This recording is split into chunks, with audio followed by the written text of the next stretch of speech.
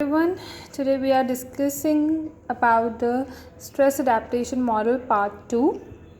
So the previous is all discussed in the part first. Today we are going to discuss about the resistance. So here the resistance reaction, how the resistance reaction works in our body. So all the things can start from the hypothalamus. Okay, first of all, the hypothalamus secretes all the three hormones: thyroid releasing hormone, okay, growth hormone releasing hormone, and corticotrophin releasing hormone. All these three hormones released by hypothalamus. Then these three hormones can give message and reaches to the anterior pituitary gland.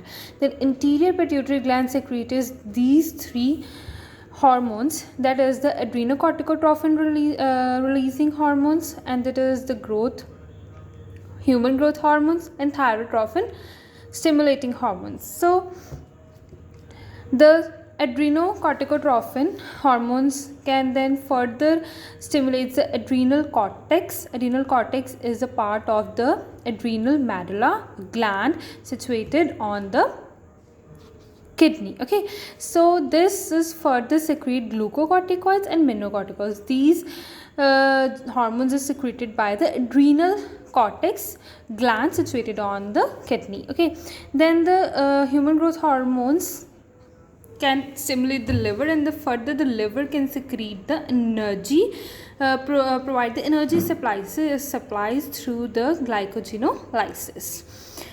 Then the thyrotrophin stimulating hormones can stimulate the thyroid, and further the thyroid gland supplies energy through increase the breakdown of the carbohydrates. So it is the second stage after alarm reaction, when the person during anxiety not able to cope during the alarm reaction, then it comes to the second stage of the stress adaptation model.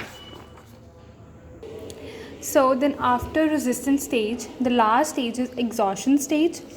So in this stage, when the person is unable to cope during alarm or resistance reaction, the person comes forward to the exhaustion stage. This is the last stage in which our body cells start dying and organs become weak, and it puts a heavy demand on the body, and particularly on the heart, blood vessels, adrenal cortex. Okay, so it is the phase which describes as class where disease occurs. It is the stage in which the disease occurs, when the person is unable to cope with stress, ultimately proceeds to a disease, right? So we discussed all three parts of the response based model: alarm, resistance, exhaustion. Last is the transaction based model.